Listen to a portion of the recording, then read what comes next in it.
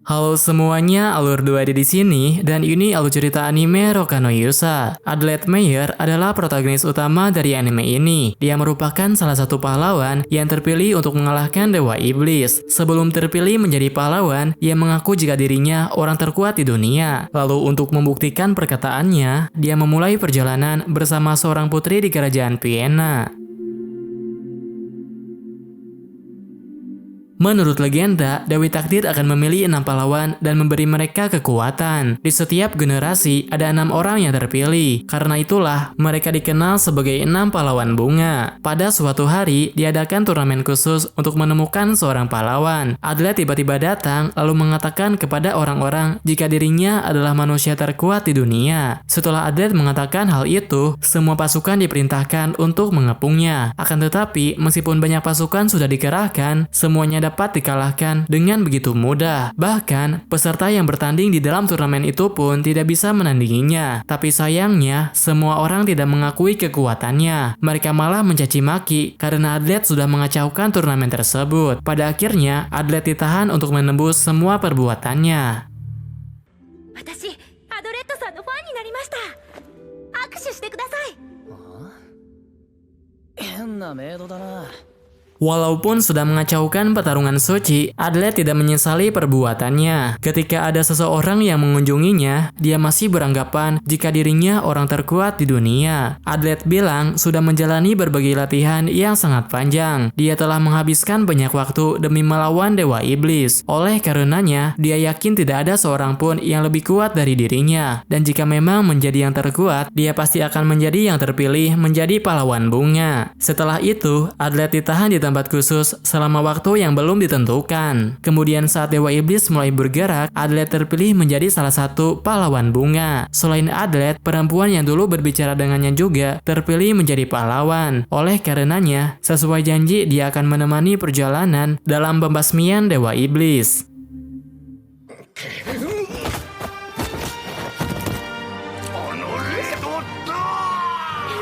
こちらです。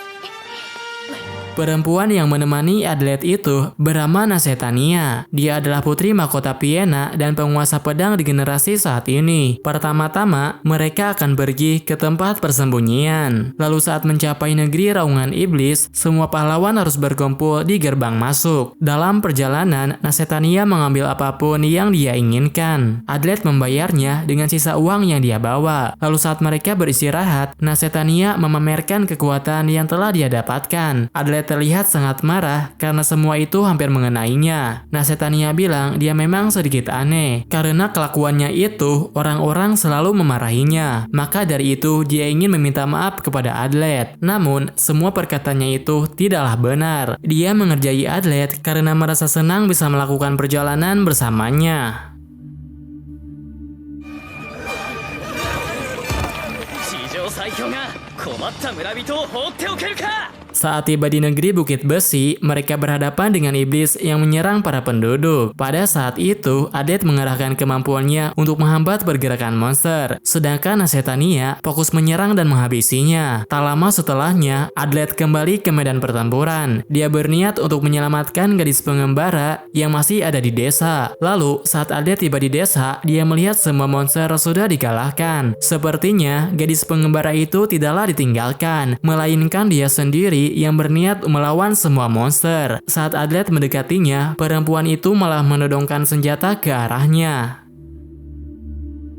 Di lain tempat, Nasetania bertemu dengan kesatria yang melayani kerajaannya. Kesatria itu berniat untuk membantunya karena dia juga terpilih menjadi seorang pahlawan. Selain datang untuk membantunya, dia juga menyampaikan informasi penting mengenai pembunuh pahlawan. Dia mengatakan seorang gadis berambut putih bernama Premi adalah pembunuh yang dimaksud. Saat itu, Premi sedang bersama dengan Adelaide. Premi bilang kepada Adelaide dia tidak akan bekerja sama dengan pahlawan lain. Alasannya karena jika pahlawan lain bertemu dengannya, maka mereka akan saling membunuh satu sama lain. Oleh karena itu, dia berniat untuk mengalahkan Dewa Iblis dengan caranya sendiri. Setelah berbicara dengan Adelaide, Fremi langsung melarikan diri. Adelaide mengejarnya untuk membujuknya supaya Fremi mau bergabung dengan yang lainnya.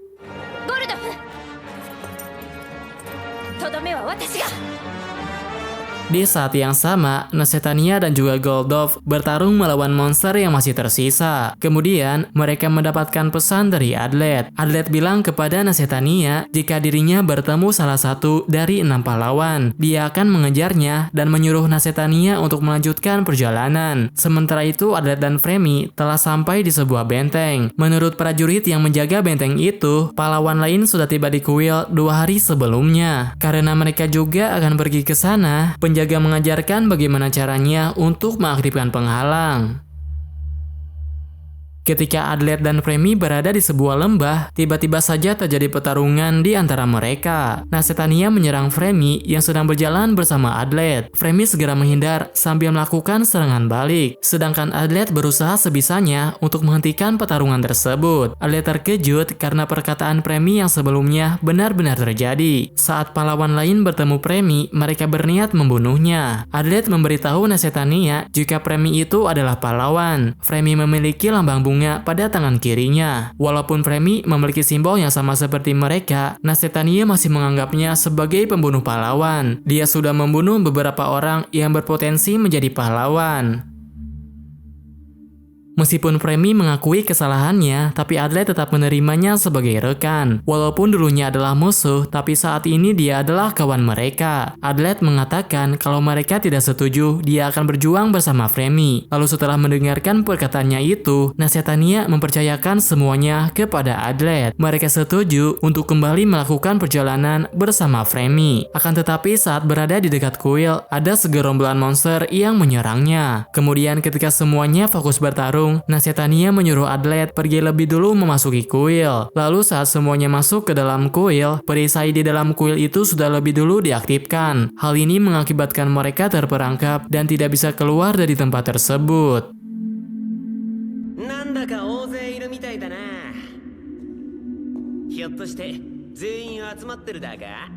Ketika semua pahlawan sudah berkumpul, situasi mereka semakin rumit. Pahlawan yang terpilih seharusnya berjumlah 6 orang, tapi yang hadir saat ini malah berjumlah 7 orang. Sepertinya ada orang asing yang pura-pura menjadi pahlawan, atau dengan kata lain, salah satu dari mereka ada yang palsu. Mengesampingkan hal itu, semua pahlawan yang berkumpul bekerja sama untuk mencari jalan keluar. Mereka berlari sambil membuat tanda di setiap pohon yang telah dilalui. Namun, semua usahanya itu tidak ada yang berhasil. Karena penghalang sudah diaktifkan, maka tak ada jalan untuk keluar dari tempat itu. Satu-satunya cara untuk keluar adalah dengan membunuh orang yang telah mengaktifkan penghalangnya. Awalnya, Fremi adalah orang yang paling dicurigai oleh mereka. Selain pernah membunuh para calon pahlawan, semua pahlawan semakin mencurigainya karena dia terlahir dari campuran iblis dan juga manusia. Meskipun Fremi sangat mencurigakan, tapi tak ada bukti yang cukup kuat untuk mendekati kebenaran. Jika Fremi adalah orang ketujuh, dia pasti akan membunuh Adlet terlebih dahulu. Tapi kenyataannya, dia bisa sampai ke tempat itu tanpa melukainya. Oleh sebabnya, kecurigaan terhadap Fremi perlahan mulai memudar. Tapi siapapun dari mereka berpotensi dicurigai sebagai musuh yang berpihak kepada iblis. Adlet adalah orang pertama yang sampai ke kuil itu, tapi Adlet sendiri yang bilang di sana tidak ada siapapun kecuali dirinya. Penjelasan itu terdengar aneh dan tidak masuk akal. Karena penghalang tidak bisa diaktifkan dari luar, mereka beranggapan jika Adlet sendiri yang telah mengaktifkannya.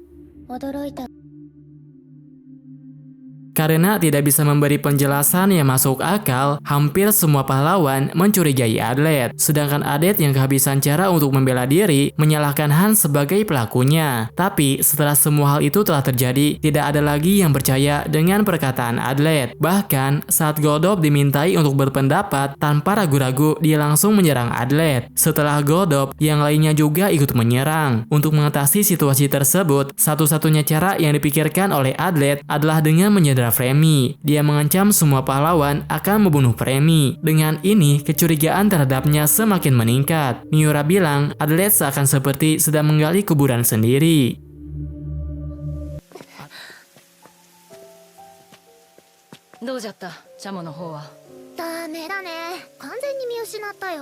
Adlet kabur dengan membawa Fremi sebagai sandera. Walaupun dia bisa lolos dari mereka, tapi luka yang diterimanya menyebabkan Adlet tidak bisa bergerak dengan bebas. Dia pingsan karena kehilangan banyak darah di perjalanan. Ketika masih kecil, Adlet selalu ingin menjadi yang terkuat di dunia. Dia ingin jadi lebih kuat dari siapapun untuk merebut kembali apa yang telah direbut dari dirinya. Untuk menjadi orang yang kuat, hal pertama yang diajarkan oleh gurunya adalah tersenyum. Adlet harus bisa tertawa di atas semua penderitaannya. Ketika Adlet tidak sadarkan diri, Fremi merawatnya dan mengobati lukanya. Fremi memilih untuk menolongnya karena belum sepenuhnya yakin jika Adlet adalah orang ketujuh. Untuk yang pertama kalinya, Fremi tidak tertarik kepada Adlet. Dia beranggapan jika Adlet itu adalah orang biasa, tapi bisa menjadi sangat kuat hanya dengan mengandalkan semacam trik dan senjata aneh. Adlet bilang semua itu berkat gurunya. Ketika Adlet masih kecil, gurunya mengajarkan berbagai cara untuk bertarung. Adlet ingin menjadi kuat demi balas dendam kepada iblis yang telah membunuh keluarga serta teman-temannya. Setelah mendengarkan ceritanya itu, Fremi merasa iri kepada Adlet. Berbeda dengan Adlet, Fremi tidak memiliki satupun orang yang benar-benar peduli kepadanya. Dia memiliki orang tua dan teman-teman yang sangat baik, tapi setelah menjalankan semua tugasnya, dia malah dikhianati oleh mereka. Setelah membicarakan banyak hal tentang masa lalunya, Fremi memutuskan untuk kembali ke kuil. Fremi tidak ingin terus berada di sana karena Adlet masih menjadi orang yang paling mencurigakan. Kemudian, saat Fremi tiba di dalam kuil, mereka membentuk sebuah kelompok untuk menangkap Adlet. Di saat yang sama, Nasetania bilang bahwa Adlet bukanlah pelakunya. Dia tidak mengatakan hal itu bukan tanpa alasan. Meski masih belum ada buktinya, dia curiga bahwa Hans sudah menjebak Adlet. Oleh karenanya, Nasetania ingin supaya Goldop setuju dengannya tanpa banyak berkomentar. Di saat mereka berpencar mencarinya, Adlet mengawasinya dari kejauhan. Kemudian dia pergi menuju kuil untuk mengambil senjatanya. Namun, karena Hans ada di sana, mau tak mau Adlet harus bertarung melawannya.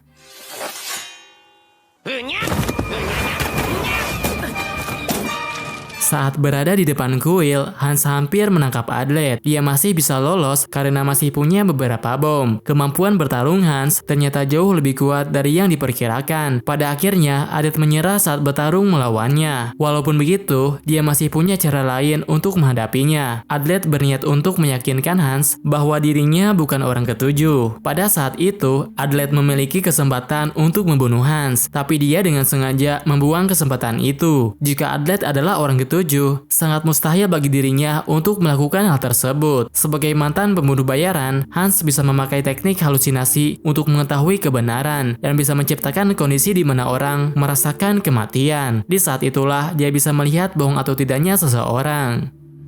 おめえが偽物なら7人目だと言ったオラに切られればそんなバカなって顔をするはずだ。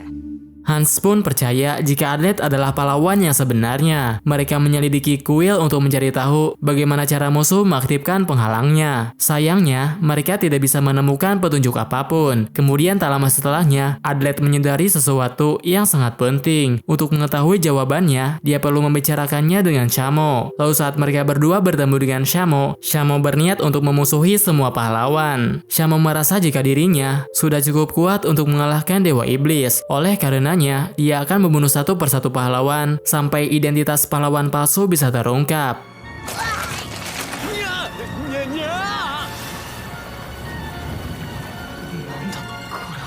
Makhluk yang telah dipanggil oleh Shamo terlalu sulit untuk dikalahkan. Mereka bisa bangkit kembali meskipun sudah terkena serangan berkali-kali. Karena jumlahnya terlalu banyak, maka sulit bagi mereka untuk mendekati Shamo. Jika semua ini terus berlanjut, mereka berdua pasti akan kelelahan saat melawannya. Ketika Hans fokus bertarung, Adlet memakai peralatan untuk mencari tahu kelemahan lawannya. Kemudian dia mengalihkan semua lawan supaya Hans bisa menyerang ke arah Shamo. Kemudian ketika Shamo berhasil dilumpuhkan, mereka membawanya pergi ke dalam kuil. Lalu setelah mendapatkan informasi dari Shamo, Adlet pergi ke suatu tempat untuk menemui Fremi. Sebelum mereka berpisah, Hans mengatakan Fremi itu sedikit berbeda. Karena berasal dari kegelapan, dia tidak punya alasan untuk mempercayai siapapun. Mungkin saja Fremi yang akan dia temui berniat untuk membunuhnya. Kemudian, saat Adlet bertemu dengan Fremi, dia bilang sudah mengetahui semua rencana yang disiapkan orang ketujuh. Dia curiga bahwa orang ketujuh mengakali prajurit untuk membohongi mereka. Mereka sengaja mempengaruhi Adlet untuk membuka pintu kuil, lalu menyelimuti hutan dengan kabut sebelum penghalang diaktifkan. Dengan adanya kabut, para pahlawan bisa berasumsi kalau seseorang telah mengaktifkan perisainya. Tapi kenyataannya masih belum diaktifkan. Fremi mendengarkan penjelasannya sampai akhir. Lalu dia merasa ada yang salah dengan hipotesisnya. Walaupun Adlet bukan yang palsu, tapi saat ini dia sudah di pojokan. Hampir tidak ada siapapun yang percaya kepadanya lagi. Bahkan, Fremi sendiri tidak ingin percaya dengan perkataannya. ずっと疑問だったわ。あなたはどうして私をかばうの？どうして疑わないの？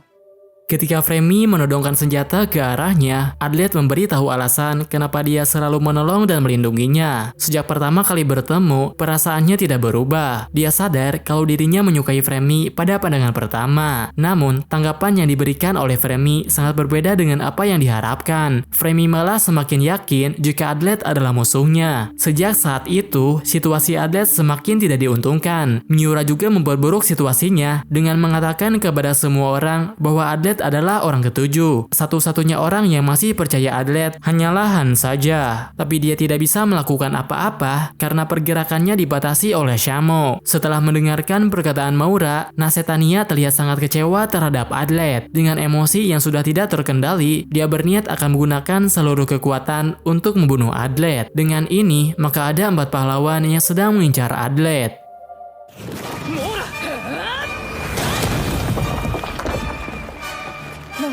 Walaupun tidak ada siapapun yang mempercayainya, Adlet tetap berusaha untuk membuat Fremi mempercayainya. Namun, karena Maura sudah bergabung dengan Fremi, Adlet memutuskan untuk berhenti bertarung. Meski dia sudah menyerah, Adlet bilang akan membuktikan bahwa Fremi tidak bersalah. Saat ini, memang tidak ada siapapun yang sedang mencurigai Fremi. Seandainya Adlet terbunuh, yang ketujuh pasti akan mengincarnya. Adlet menunjukkan sebuah ramuan yang bisa mendeteksi jejak iblis. Fremi yang setengah iblis dan setengah manusia bereaksi terhadap ramuan tersebut. Adlet bilang sudah memakainya di atas Atlar. Di sana dia tidak menemukan adanya jejak Fremi. Dengan ini, maka bisa disimpulkan bahwa Fremi tidak bersalah.